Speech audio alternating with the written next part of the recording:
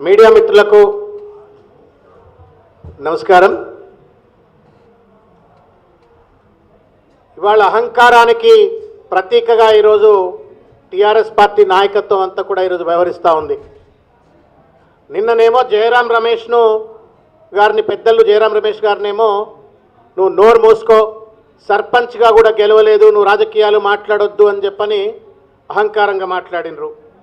పొన్నాల లక్ష్మయ్య గారిని అయితే పొద్దున్న లేస్తే ఇష్టం వచ్చినట్టు మాట్లాడుతూ ఉన్నారు. కనీసం ఒక బడుగు బలహీన వర్గాలకు సంబంధించిన నాయకుడు, ఒక బీసీ నాయకుడు, పిసిసి అధ్యక్షుడైండు, రాష్ట్ర స్థాయి నాయకుడైండు, కనీస గౌరవం ఇవ్వాలనేటువంటి ఇంగితం లేకుండా ఆయనపై దాడి చేస్తూ ఉన్నారు.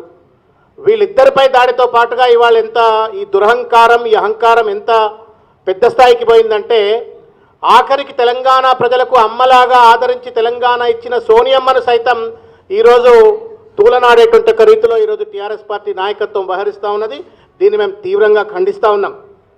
ఉద్యమ నాయకత్వం అని చెప్పుకునేటువంటి వాళ్లకు ఆత్మవిశ్వాసం ఉండాలా, కానీ అహంకారం ఉండకూడదు. కానీ అహంకారానికి పరాకాష్ఠగా టీఆర్ఎస్ నాయకత్వం ఈరోజు వ్యవహరిస్తూ ఉన్నది.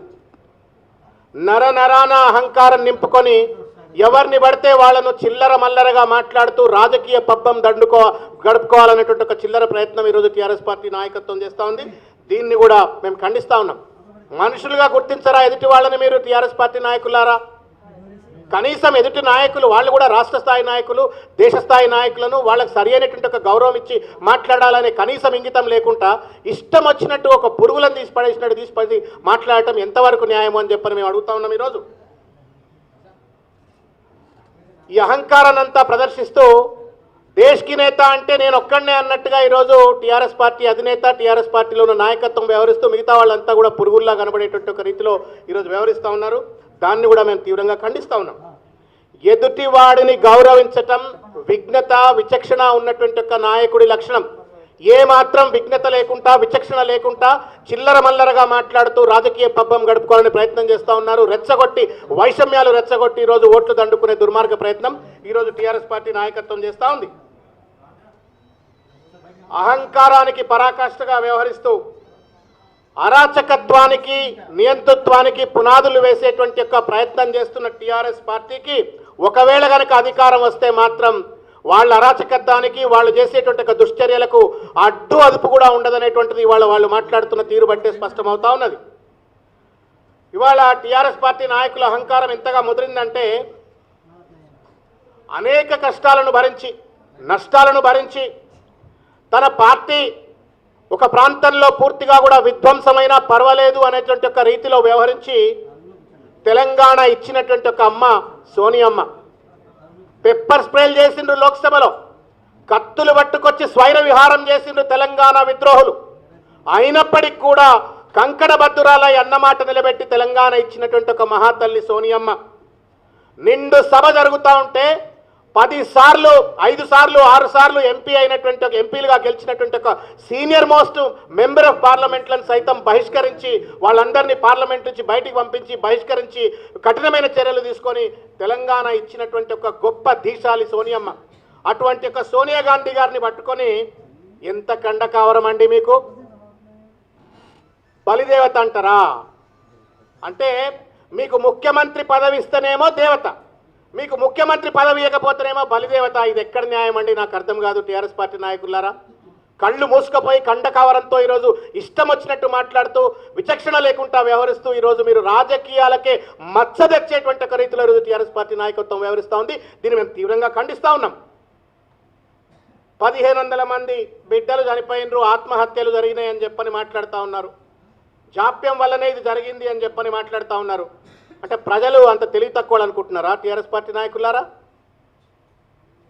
మీ హరీష్ రావు గారు కాదా కేసీఆర్ గారిని అరెస్ట్ చేసినప్పుడు సిద్దిపేటలో అది రంగు నీళ్ళో, పెట్రోలో, కిరోసినో తెలియదు, మీద జల్లుకొని అగ్గిపెట్టె దొరకలేదని చెప్పని తగలబెట్టుకోకుండా ఉంటే దాన్ని చూసి అదే మార్గమేమో, అదే శరణ్యమేమో, ఇది తప్ప వేరే మార్గం లేదో అని చెప్పని భావోద్వేగానికి గురైపోయి విద్యార్థులు ఆత్మహత్య చేసుకున్న విషయం తెలంగాణ ప్రజలకు కానీ లేకపోతే దేశవ్యాప్తంగా ఉన్న ప్రజలకు తెలీదా అని చెప్పని అడుగుతా ఉన్నాం.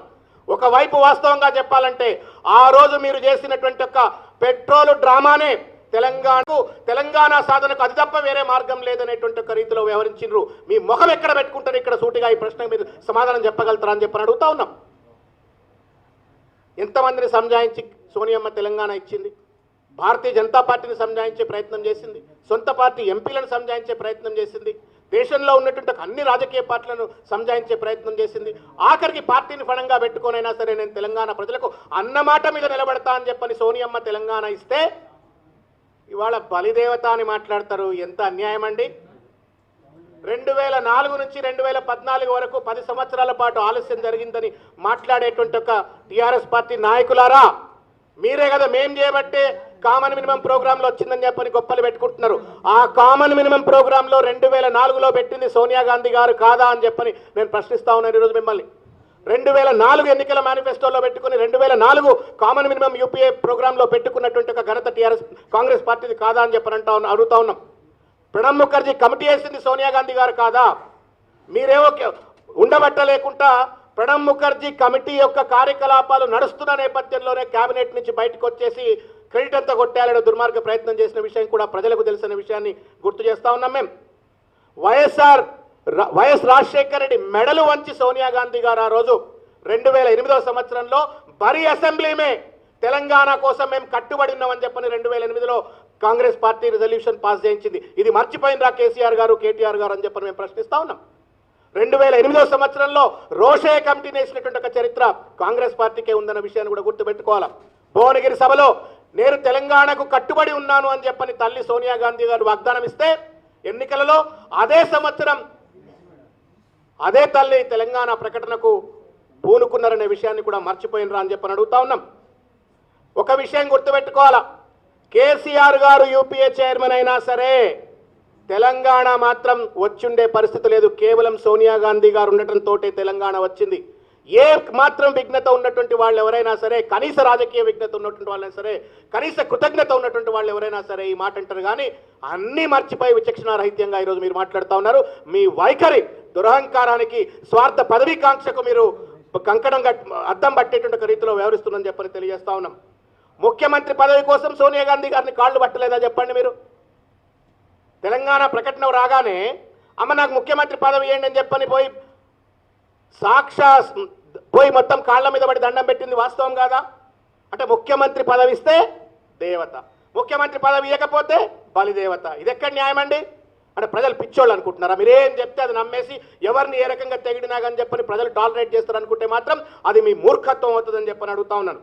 అంటే మన తెలంగాణలో సామెత ఉన్నది, పెడితే పెళ్లి కొడతారట లేకపోతే సాగు కొడతారట. మీ వైఖరికి అట్లే కనబడతా ఉంది. తెలంగాణ కనుక అమ్మ తల్లి కనుక ముఖ్యమంత్రి అయిపో అని చెప్పనంటేనే మాత్రం నెత్తి మీద పెట్టుకుంటుంటివి, పూరేగుతుంటివి, ఆ పెద్ద దేవత అని చెప్పనంటుంటివి. ఇవాళ బలిదేవతని మాట్లాడతారా?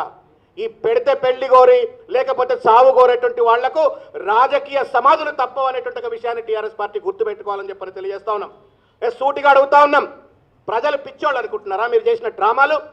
టీఆర్ఎస్ పార్టీ నాయకులు అందులో ఉన్నటువంటి వాళ్ళకు కనీసం గౌరవం లేకుండా నాయన నరసింహారెడ్డి పెద్ద పెద్ద నాయకులందరూ కూడా ఆ రోజు ఇంట్లో ఢిల్లీలో ఉంటే పోయింది ఎవరండి సోనియా గాంధీ గారి దగ్గరికి? ఇవాళ మాట్లాడుతూ ఉన్నారు బలిదేవత అని చెప్పని. ఈ తల్లి బలిదేవత అని మీకు తెలీదా? ఈ తల్లి బలిదేవత అని తెలీదా మీకు? ఆ రోజు సోనియా గాంధీ గారి పక్కన నిలబడి కుటుంబం అంతా సినిమాకు కనుక ఫోటోగ్రాఫర్లకు పోజులు ఇచ్చినట్టుగా పోజులు ఇచ్చి ఫోటోలు దిగినటువంటి ఒక టీఆర్ఎస్ పార్టీ అధినేత కుటుంబమా? మేము అడుగుతా ఉన్నాం మిమ్మల్ని, ఆ రోజు బలిదేవత కాదా అని చెప్పని.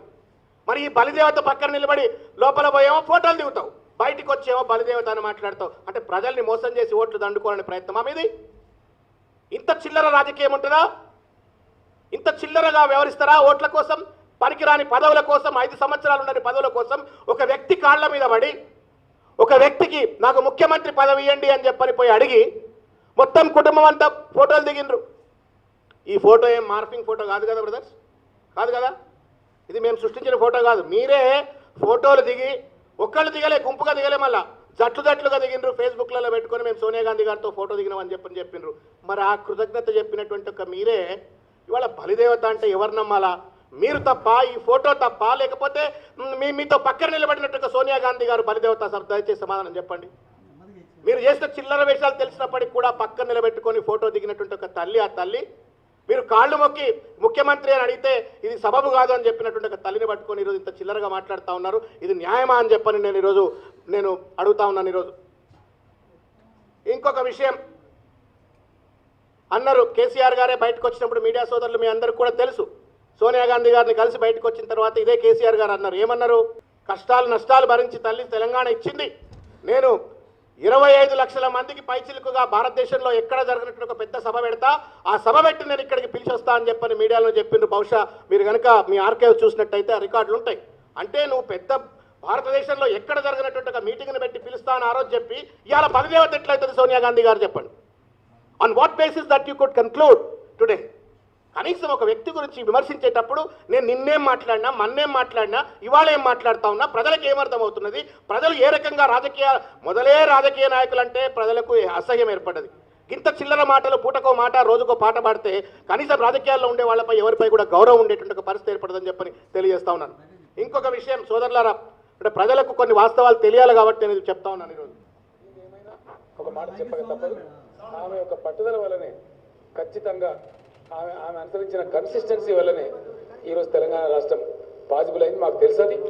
అప్పుడేమో సోనియా గాంధీ సమర్థురాలైన నాయకురాలని పొగిడ్తివి కదా, ఇప్పుడేమో సోనియా గాంధీ గారు నేనే దేవుణ్ణి, రాముణ్ణి, మొనగాన్ని అనబడుతుంటివి. ఇది న్యాయమైన సారు? అందితే జుట్టు లేకుంటే కాళ్ళు గిట్లనే ఉంటారా? ఏర్పాటు చేయడానికి దృఢ సంకల్పంతో నిర్ణయం తీసుకొని తెలంగాణ రాష్ట్రం ఏర్పాటు చేయడానికి దృఢ సంకల్పంతో నిర్ణయం తీసుకొని అవాంతరాలన్నింటినీ అధిగమించి చాలా కఠినమైన నిర్ణయం తీసుకొని అమలు చేయించినటువంటి సోనియా గాంధీ గారు అందరినీ మించినటువంటి ముఖ్య నాయకురాలు. వారికి 4 కోట్ల తెలంగాణ ప్రజల పక్షాన, నా పక్షాన హృదయపూర్వకమైనటువంటి కృతజ్ఞతలు, ధన్యవాదాలు, ప్రత్యేకమైనటువంటి ధన్యవాదాలు ఈ సందర్భంగా నేను తెలియజేస్తా ఉన్నాను. 4 మంది ప్రజలు సోనియమ్మకు రుణపడి ఉంటారన్నావు. ఎన్నికల నోటిఫికేషన్ రాగానే ముదిరి ఊచర వెళ్ళి వైతివి. 10 దినాలకే గిట్ల మారితే ఇక నిన్ను ఎట్లా నమ్మి ఓటేయాలి? 5 ఏళ్ళు ఎట్లా భరించాలి? ఇది అయ్యే పనేనా? ఇది సోదరులారా ఉన్నటువంటి ఒక పరిస్థితి. అంటే అందితనేమో జుట్టు అందకపోతేనేమో కాళ్ళు. ముఖ్యమంత్రి పదవి ఇస్తేనేమో అమ్మ దేవత అవుతుంది, ముఖ్యమంత్రి పదవి లేకపోతేనేమో బలిదేవత అవుతుంది. ఈ రకంగా మాట్లాడేటువంటి ఒక రాజకీయ పార్టీలకు, రాజకీయ నాయకులకు కనుక ఓట్లు వేసినట్టయితే అరాచకత్వానికి పట్టం కట్టినట్టు అవుతుంది, అబద్ధాలకు మనం పట్టాభిషేకం చేసినట్టు అవుతుంది అనే విషయాన్ని ప్రజలు గుర్తుంచుకోవాలని చెప్పని కూడా నేను విజ్ఞప్తి చేస్తా ఉన్నాను. ఒక ముఖ్యమంత్రి పదవుల కోసం ఇంత గడ్డి తింటారా? అన్నం తింటున్నాం మనం పొద్దున్న లేస్తే. నిన్ననేమో ఇంత పెద్ద మాట మాట్లాడి వాళ్ళ బలిదేవత అని మాట్లాడితే ఎంత అన్యాయం ఇది?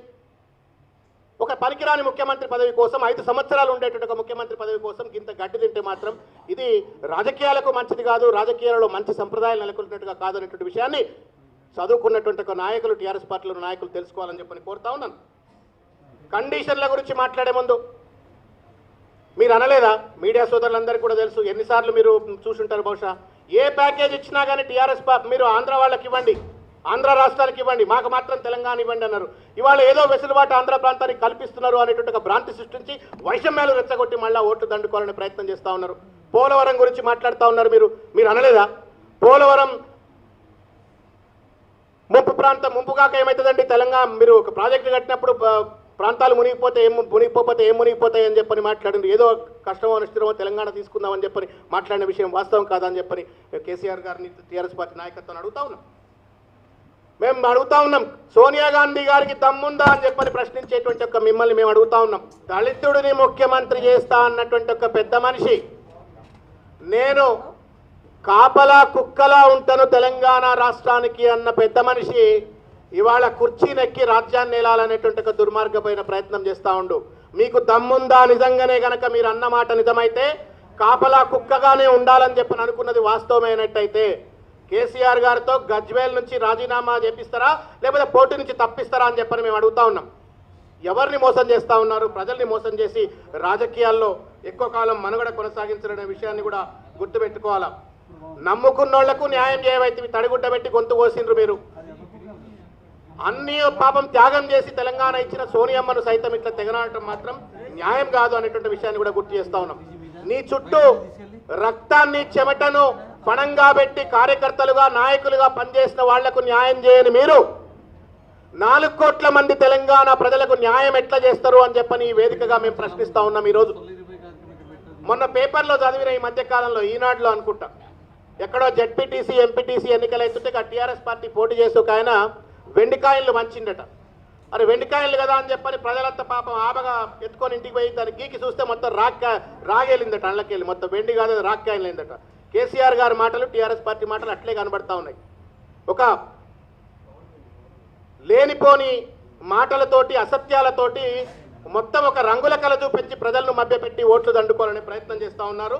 దీన్ని కూడా మేము తీవ్రంగా ఖండిస్తూ ఉన్నాం. చివరికి ఒక విషయం అడుగుతా ఉన్నాం, పార్టీ నిర్మాణం కూడా చేసుకోలేనటువంటి ఒక అసమర్థ బలహీనమైనటువంటి ఒక పార్టీ రాష్ట్రాన్ని పునర్నిర్మాణం చేస్తామంటే it will be a joke of the millennium. మీకు నా గ్రామ కమిటీలు లేవు, నా మండల కమిటీలు లేవు, నా జిల్లా కమిటీలు లేవు, ఎక్కడ ఏ కమిటీలు లేవు, గ్రామ నిర్మాణం చేసుకోలేదు. మీరు కనీస సంస్థాగత నిర్మాణానికి నోచుకోనటువంటి ఒక పార్టీ, చేయనటువంటి ఒక అసమర్థమైన పార్టీ, ఆ నేతృత్వంలో తెలంగాణ రాష్ట్ర పునర్నిర్మాణం జరుగుతుందంటే అది నవ్వాలనా ఏడవాలనా చెప్పండి మీరు. Why do want make people why do think that people are fools? చూస్తూ ఉంటారు అన్నీ కూడా, ఈ పార్టీ ఏంది, స్ట్రెంత్ ఏంది, ఎక్కడెక్కడ బలంగా ఉన్నారు, ఏం బలంగా లేరని చెప్పని. ఇంకోటి అడుగుతా ఉన్నాం, రాత్రికి రాత్రి సీట్లను అమ్ముకునేటువంటి ఒక దుర్మార్గమైన సంస్కృతి ఉన్న రాజకీయ పార్టీ అధికారంలోకి వస్తే రాష్ట్రాన్ని దేశాన్ని కూడా తెగనమ్ముకుంటారనే విషయాన్ని కూడా ప్రజలకు మేము మీ ద్వారా తెలియజేస్తా ఉన్నాం. ప్రజలను గౌరవించరు, బడుగు బలహీన వర్గాలను గౌరవించరు, కేవలం సీట్లను నమ్ముకొని రాజకీయాలు చేయాలనుకునేటువంటి వాళ్ళు కనుక ఒకవేళ రాష్ట్రానికి పొరపాటున కనుక అధికారంలోకి వస్తే మాత్రం మూల్గే నక్క మీద తాటి పడ్డట్టుగా ఉంటుంది ప్రజల పరిస్థితి. కాబట్టి ప్రజలకు విజ్ఞప్తి చేస్తా ఉన్నాం, విజ్ఞతతో ఆలోచించండి. అహంకారంతో వ్యవహరించే వాళ్లను, అబద్ధాల పునాదుల మీద రాజకీయాలు చేయాలనుకునేటువంటి వాళ్లను, సీట్లను ఓట్లను మొత్తానికి మొత్తం అమ్ముకునేటువంటి వాళ్లను కనుక ఓట్లు వేసినట్టయితే అటు రాష్ట్రాన్ని దేశాన్ని కూడా అమ్ముకుంటారనే విషయాన్ని దయచేసి విజ్ఞతతో ఆలోచించి ఓటు వేయాలా. సోనియమ్మ తల్లికి ఓటేసినట్టయితే మనల్ని మనం గౌరవించుకున్నట్టే అవుతుంది, తెలంగాణ ప్రజల్ని మనం గౌరవించుకుంటుంది. కాబట్టి సోనియా గాంధీ గారు చేసినట్టు కృషిని గుర్తించి, త్యాగాన్ని గుర్తించి కాంగ్రెస్